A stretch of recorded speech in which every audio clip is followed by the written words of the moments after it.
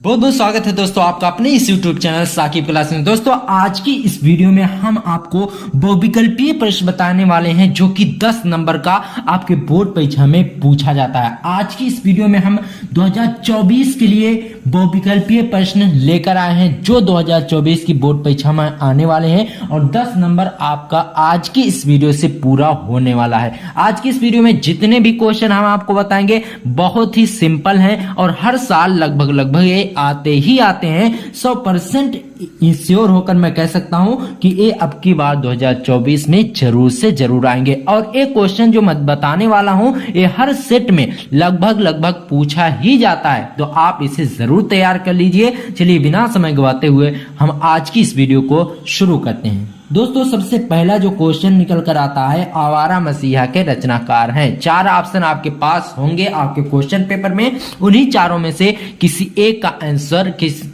कोई एक जो होगा सही होगा उसको आपको टिक लगाना होगा। 4 ऑप्शन इसमें है, पहला विष्णु प्रभाकर, दूसरा है गुलाब राय और तीसरा है जयशंकर प्रसाद और चौथा है महादेवी वर्मा। तो इसमें सही ऑप्शन जो है आवारा मसीहा के रचनाकार विष्णु प्रभाकर जी हैं। बात समझ रहे हैं? ठीक है, उसके बाद आगे देखिए अगला क्वेश्चन कौन सा है। आचार्य महावीर प्रसाद द्वारा संपादित पत्रिका है। क्या दूसरा क्वेश्चन क्या दोस्तों? आचार्य महावीर प्रसाद द्वारा संपादित पत्रिका है। इसमें भी 4 ऑप्शन है, यानी जो ऑप्शन है ये सब पत्रिकाएं हैं, कोई एक पत्रिका इसमें है जो आचार्य महावीर प्रसाद द्वारा संपादित की गई है। ठीक है, देखिए इसमें पहला पत्रिका का नाम है हंस, दूसरा ब्राह्मण, तीसरा सरस्वती और चौथा है इंदु। तो इसमें सही जो ऑप्शन है वह तीसरा वाला है दोस्तों। क्या है? आचार्य महावीर प्रसाद द्वारा संपादित पत्रिका सरस्वती है। बात समझ रहे हैं? आगे देखिए, महावीर प्रसाद द्विवेदी लेखक हैं।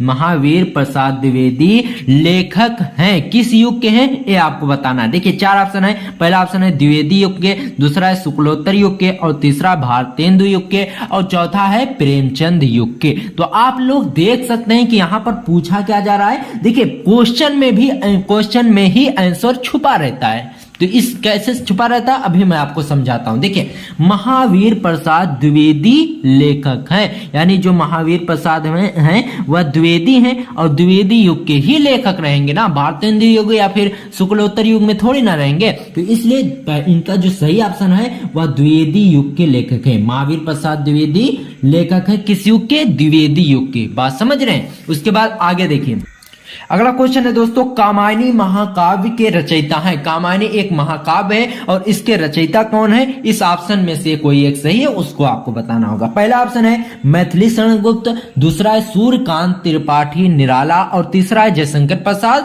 और चौथा है रामधारी सिंह दिनकर। बात समझ रहे हैं? तो इसमें से सही जो ऑप्शन है वो आपको बताना है। तो इसमें सही ऑप्शन दोस्तों हो जाएगा कामायनी महाकाव्य के रचयिता जयशंकर प्रसाद जी हैं। ठीक है, उसके बाद आगे देखिए तार सप्तक का प्रकाशन वर्ष है, यानी तार सप्तक किस वर्ष में प्रकाशित हुआ था वो ऑप्शन आपको छांट कर लिखना है। पहला ऑप्शन है 1943, दूसरा 1951, तीसरा है 1959 और चौथा है 1976। ठीक है, तो इसमें देख लीजिए तार सप्तक का जो प्रकाशन वर्ष है वह दोस्तों 1943 ईस्वी है। ठीक है, उसके बाद आगे देखिए अगला क्वेश्चन कौन सा है, साकेत महाकाव्य के रचयिता हैं। ठीक है, साकेत महाकाव्य के रचयिता कौन है? देखिए पहला ऑप्शन है तुलसीदास, दूसरा है सूर्यकांत त्रिपाठी निराला और तीसरा ऑप्शन है रामधारी सिंह दिनकर और चौथा ऑप्शन है मैथिली शरण गुप्त।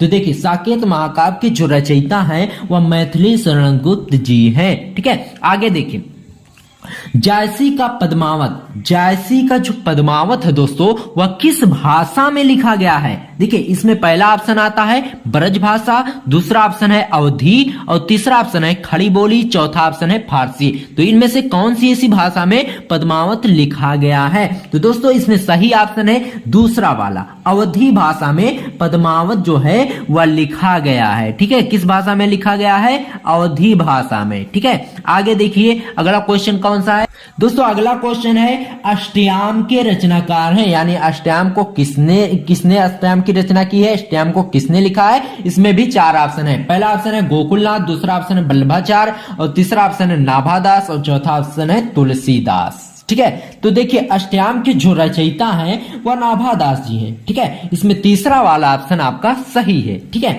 उसके बाद देखिए शिक्षा का उद्देश्य के निबंधकार हैं, शिक्षा का उद्देश्य के निबंधकार कौन है ये आपको बताना है। पहला ऑप्शन है दोस्तों इसमें डॉक्टर संपूर्णानंद और दूसरा ऑप्शन है आचार्य महावीर प्रसाद और तीसरा ऑप्शन है राम वृक्ष बेनीपुरी और चौथा ऑप्शन है वासुदेव शरण अग्रवाल। तो जो शिक्षा के उद्देश्य के निबंधकार हैं दोस्तों वह है डॉक्टर संपूर्णानंद, ठीक है। तो इसमें पहला वाला ऑप्शन आपका सही है, ठीक है। आगे देखिए आवारा मसीहा की रचना विधा है, जो आवारा मसीहा है उसकी आवारा मसीहा जो रचना है दोस्तों इसकी रचना विधा कौन सी रचना विधि है, क्या उपन्यास है या फिर नाटक है या जीवनी है या निबंध है, ये आपको दोस्तों बताना होगा, ठीक है। तो देखिए आवारा मसीहा की जो रचना विधि है दोस्तों वह जीवनी है, ठीक है। उसके बाद देखिए आगे देखिए हिंदी का मौलिक उपन्यास माना जाता है। देखिए ध्यान दीजिए हिंदी का मौलिक उपन्यास कौन सा माना जाता है, इसमें भी चार ऑप्शन है। पहला ऑप्शन है चंद्रकांता और दूसरा ऑप्शन है गोदान, तीसरा ऑप्शन है परीक्षा गुरु और चौथा ऑप्शन है चरित्रहीन, ठीक है। तो इसमें सही जो ऑप्शन है दोस्तों देखिए पहला ऑप्शन चंद्रकांता, दूसरा है गोदान, तीसरा परीक्षा गुरु और चौथा है चरित्रहीन। तो हिंदी का प्रथम या फिर मौलिक उपन्यास माना जाता है परीक्षा गुरु को, ठीक है। तो इसमें सही ऑप्शन तीसरा वाला है, ठीक है। दोस्तों इसमें जितने भी क्वेश्चन मैंने आपको बताया है ये किसी ना किसी साल जरूर से जरूर पूछे गए हैं और लगभग ये हर साल आपके बोर्ड परीक्षा में आते ही आते हैं। तो आप लोग इसको तैयार कर लीजिए और अगर आप इसका पीडीएफ चाहते हो तो पीडीएफ किस लिए डाउनलोड करोगे, आप इसको स्क्रीनशॉट इसका ले सकते हो, बात समझ रहे हैं। उसके बाद देखिए अब इस चैनल पर आपको रेगुलर वीडियोस मिलती रहेंगे। देखिए ये बहुविकल्पीय प्रश्न बताया, इसके बाद हम आपको गद्यांश और पद्यांश हल करके बताएंगे, इंग्लिश के कुछ क्वेश्चन बताएंगे, केमिस्ट्री, फिजिक्स और बायोलॉजी, इन पांचों सब्जेक्ट को हम बहुत ही अच्छे तरीके से आपको बताने वाले हैं, ठीक है। तो आप बहुविकल्पीय प्रश्नों को तैयार कर लीजिए, आपके बोर्ड परीक्षा के लिए सबसे ज्यादा इंपॉर्टेंट है। चलिए मिलते हैं दोस्तों आपसे किसी और वीडियो में, तब तक के लिए गुड बाय, जय हिंद, जय भारत।